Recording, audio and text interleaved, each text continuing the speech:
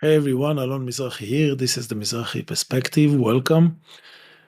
We have entered a new and quite dramatic era in this long process of Israeli descending deeper and deeper into derangement um, and disintegration. This is Israel falling apart. It's pretending it's strong and it's striking its enemies.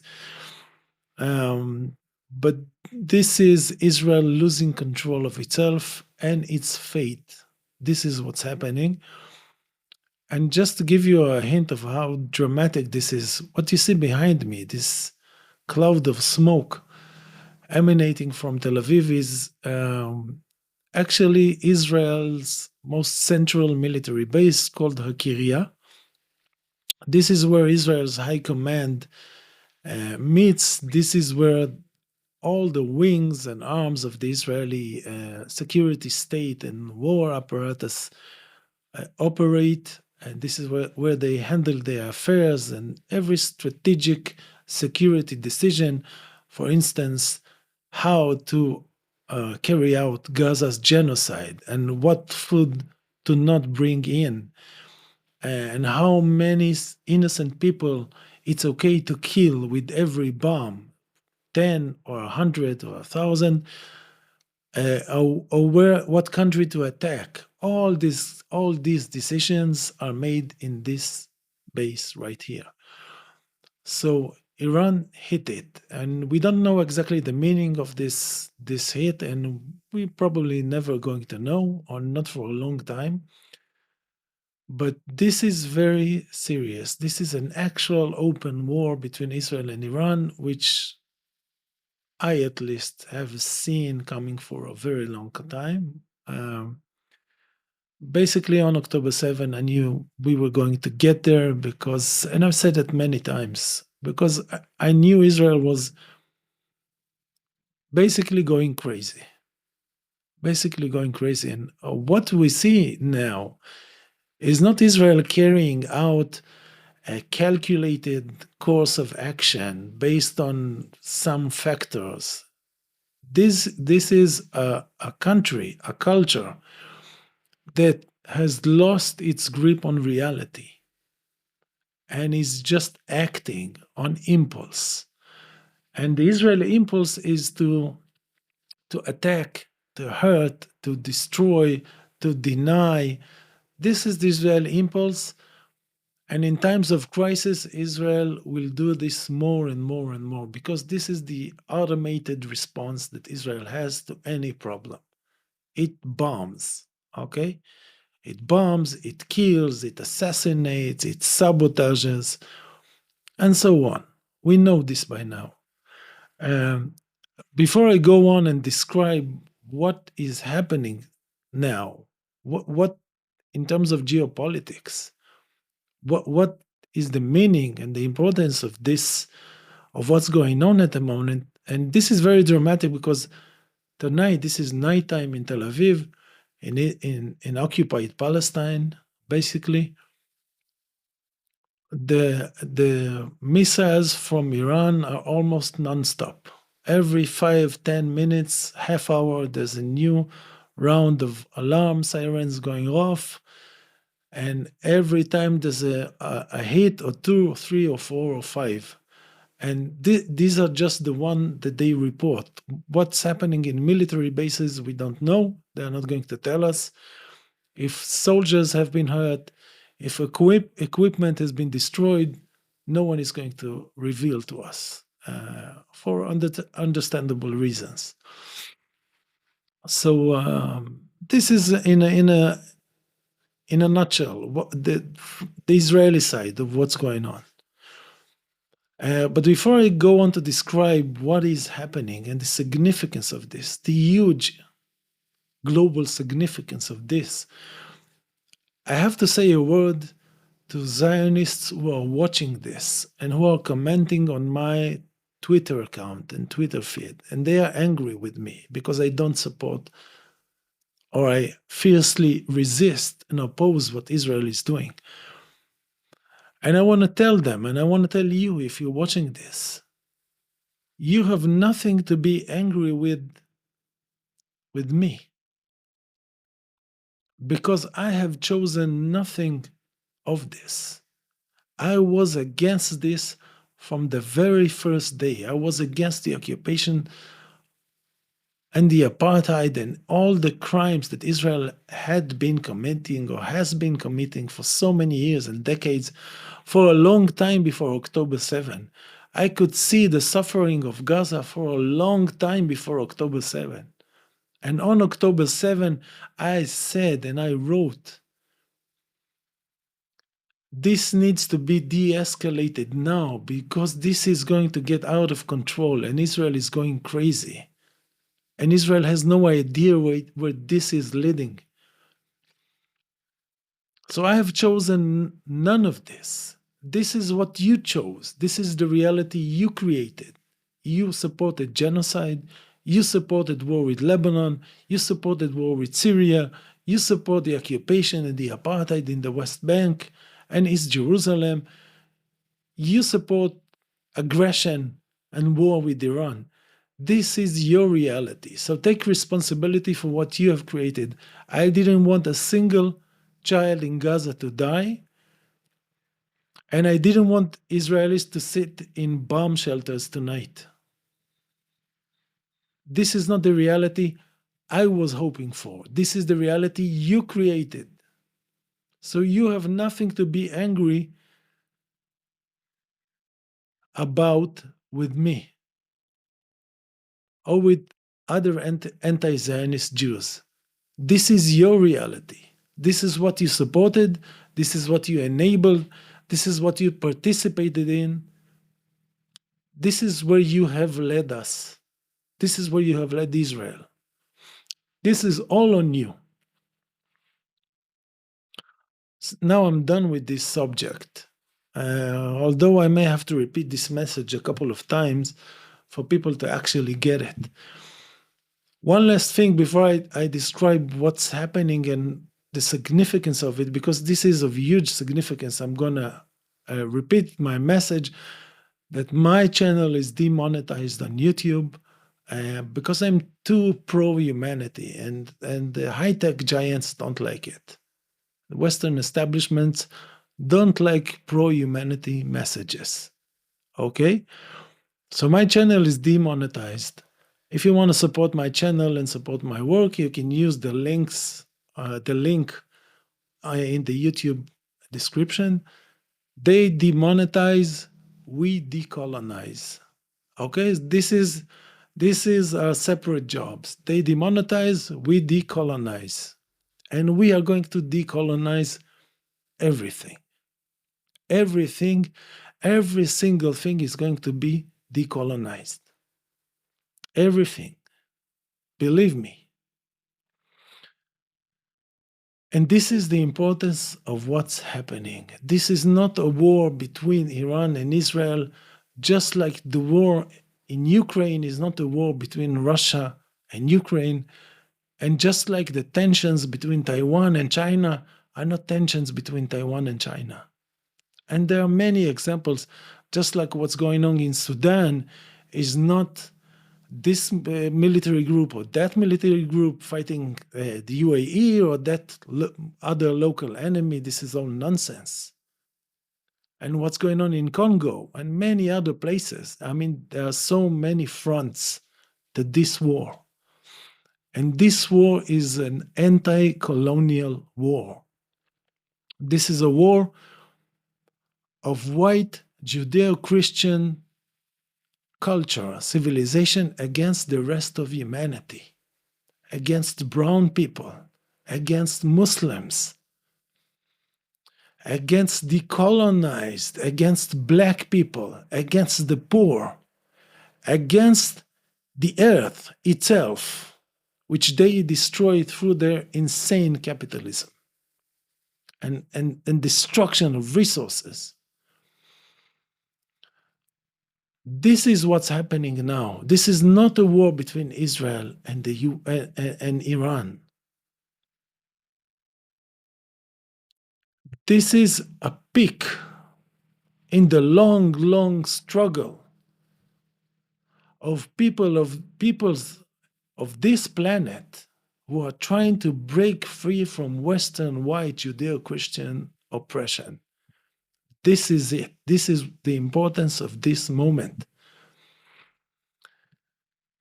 And this is why the global South must stand with Iran relentlessly, because Iran must not be allowed to fall.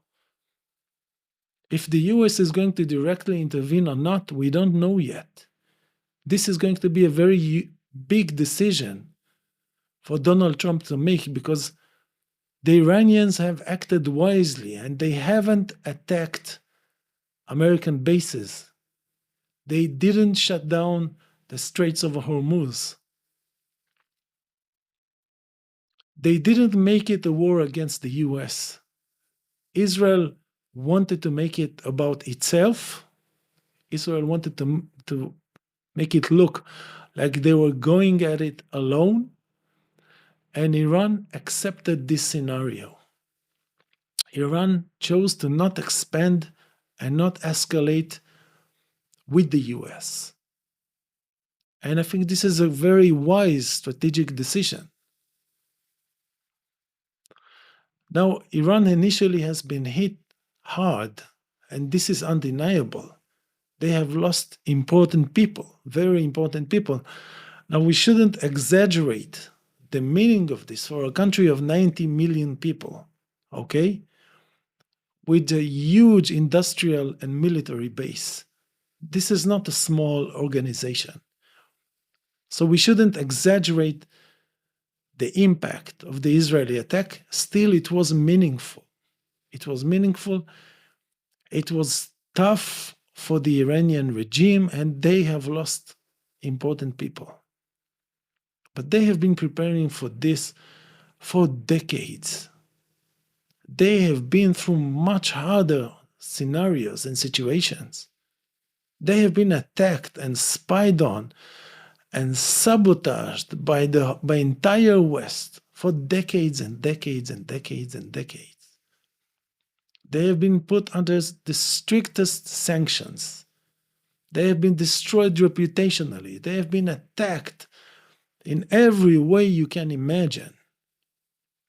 They have lost hundreds of thousands, if not millions, of people in war. So this is not going to break Iran. This is not even close to it. And we can already see, it took a while, but we can already see that Iran's capacity to retaliate in a very meaningful and substantial way hasn't been harmed. Israel has already hit Israel with the hundreds of missiles, and it looks like the style of the Iranian retaliation is to escalate, to increase. It's not diminishing, it's increasing. The interval between the different barrages of missiles is getting narrower. It's not getting wider. They are escalating. They are increasing the volume and probably the deadliness of their attacks. So Netanyahu has got what he wanted so bad, which is war with Iran. And he got what he wanted in the form of an attack that looks like Israel was doing all of its own, which is, of course, nonsense, because Israel didn't produce one single airplane, okay? And most of the missiles and the fuel is not Israeli. It's everything is provided by the US. So there's no Israel alone. This is, I mean, Israel is not even a real country. It's an American white colonial military base to control, to dominate, to subjugate, to exploit, to oppress the Middle East, the Arabs of the Middle East, who are the only true natives of the Middle East, and no European, not European Jews.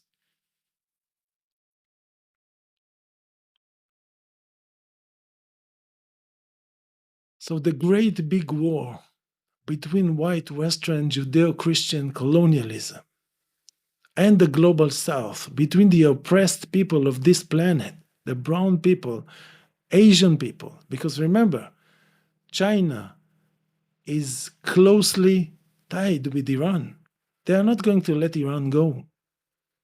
They cannot allow themselves to do something like this because the same mode of operation is going to be used against Russia and China next. Infiltration, command units, drones, missiles, assassination, sabotage, and so on and so on. This is the West unleashing a kind of guerrilla warfare against the global South and using the vast territories of countries like Iran and Russia, because they did it to Russia a few weeks ago. But this is not a war between Israel and Iran. This is a war between the biggest and most prominent incarnation of white colonialism, which is the US, and a native, indigenous Middle Eastern presence like Iran, and a native, indigenous, historical empire like China. This is the white colonizers trying to finish humanity, trying to expand their colonial rule over more territory for another 500 years or maybe 1,000 years. This is why this war is so crucial. This is why the global South cannot allow itself to lose this war. And I believe it won't lose this war. I believe it won't lose this war. Despite this opening strike that Israel carried out, the strategic depth and the location that Iran is in and its closeness, geographic closeness to China and Russia, which guarantees it can always be resupplied. And this is crucial in war because everything they use is going to run out eventually, no matter how much you stocked up. Same thing with Israel. How many interceptor missiles Israel has? 1,000, 2,000, 5,000. They are going to run out eventually. They're going to have to resupply. And it's going to be much more difficult to resupply Israel than it is to resupply Iran. Israel's main airport is already shut. Israeli skies are hermetically closed. No one can leave or enter the country. And military American planes may try to land in Israel. But it's not going to be easy. It's not going to be easy. It's going to endanger American crews and American pilots. It's not going to be easy. But my main message here is the importance, the global and human and historic importance of this war. This is the world war. This is the world war. We are in it. And as a matter of fact, the West has already begun, launched this war many years ago. It's just that the global South didn't choose to participate in it, to attend it. Okay? I think and I hope that now they realize that they cannot be dragged into this Western style of separating and breaking up the global South into different theaters, different arenas, different fronts, and going after one at a time, like Israel did with Hezbollah and with Hamas and with Syria and now Iran. There is a method here. They are trying to isolate one enemy at a time. and they cannot be allowed to continue doing this. And after losing Syria, the global south cannot lose Iran. This must not happen. And I believe that in Moscow and Beijing, they understand it. They understand the crucial importance of Iran for the success of the anti colonial rebellion that we are living through now, and we don't recognize it because we don't have political discourse in the West, at least. In the US, it doesn't exist. In other places, it hardly exists. But this is the big war of our time. It's much bigger than climate, and people get angry with me for saying this, but I insist, it's much bigger than climate, it's much bigger than gender. This is the real war to fight. And if we lose this war, no other win is going to have any meaning and any significance. We are going to lose all of it. The class and race that the division between the global south and the global north or the west,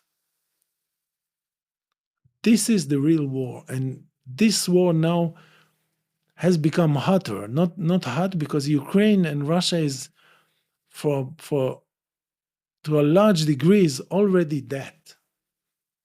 This is not Ukraine fighting. This is ridiculous.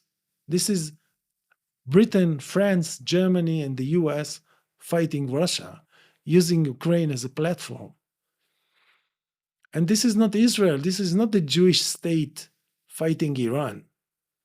The Jewish state has no capacity to fight Iran. This is the US colliding with the Jewish state to harm the global south, to try to make sure that white Western colonialism can keep on working and crushing humanity and taking over more geography, more resources, more of the human spirit, more of human consciousness, more of human society. This is the real struggle. This is the real war.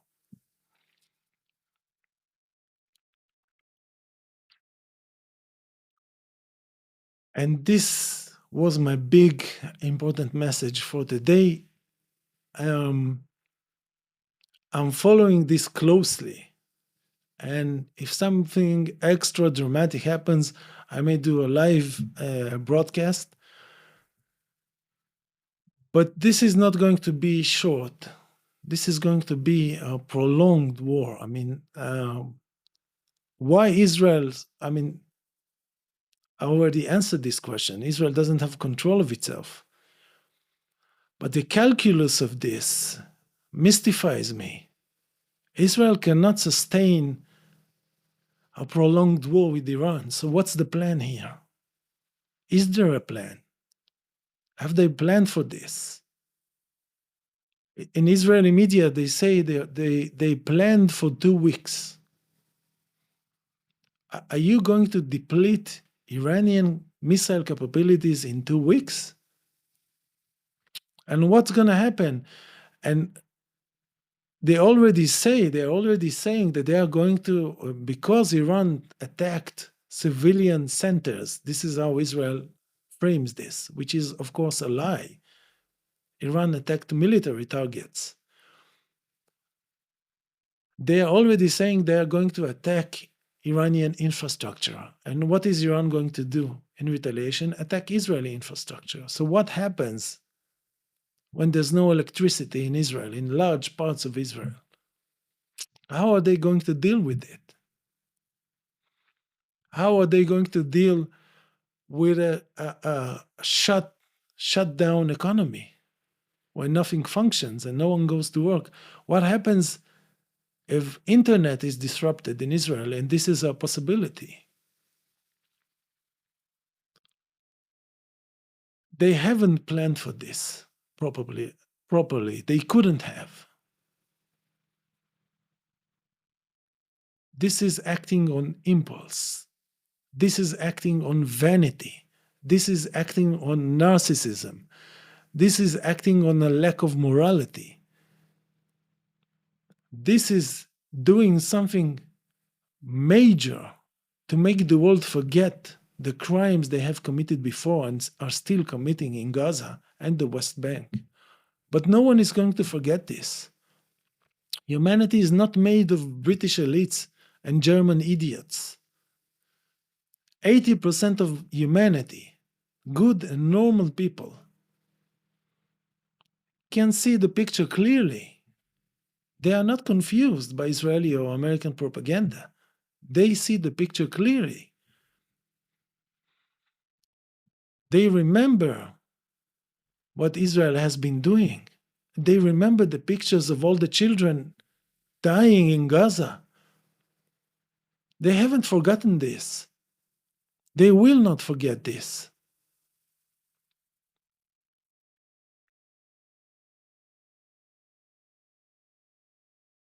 And to enter this hotter phase in this world war, as the West is now doing, because they are all Zionist bitches. The UK, every time they come up with one word, they are allowed to say about any situation Israel is involved in. The last one was intolerable. This is how they were instructed, probably by an Israeli lobby group. This is how they were instructed to talk about Gaza in the last phase of the genocide. So in every interview, every British politician had to say the word intolerable, meaning nothing. What does it mean, intolerable? When you continue to tolerate it, when you do nothing to stop it. What does intolerable mean? Nevertheless, they were instructed to use this word all the time to fake that they were actually worried about what was going on and they were actually hurting about. They were trying to pretend they were actual human beings. Those fucking vampires. Fucking vampires. That's what they are. They're actually, I don't want to make my descriptions too graphic, but we understand what they are. People who have saying intolerable about tens of thousands of murdered children and starving children.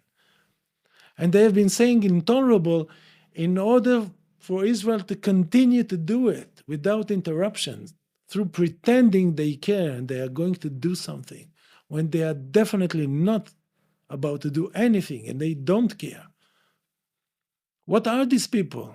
What are those people? Are they even people? And they have been supporting everything that Israel has been doing leading up to this moment and the Israeli catastrophe that is now imminent.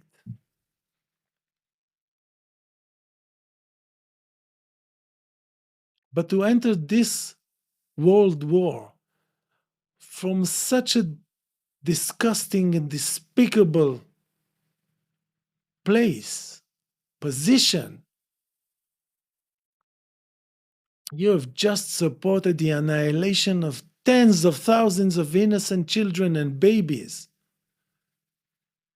And now you pretend to go to war for something you represent, for values, for what the fuck do you even stand for? What does the West stand for? The political West, the elites, not the people. The people are good. British people are against the genocide. They don't support what Israel is doing. And many Americans are against the genocide.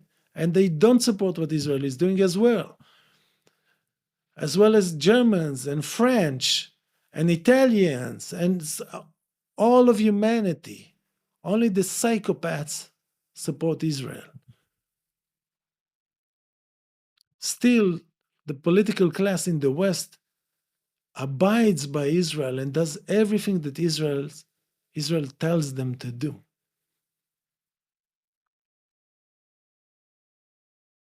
Will they decide to join Israel in its war against Iran? We'll have to see. The implications are going to be horrendous, catastrophic, if they decide to join it. But I won't rule it out. I think it's possible.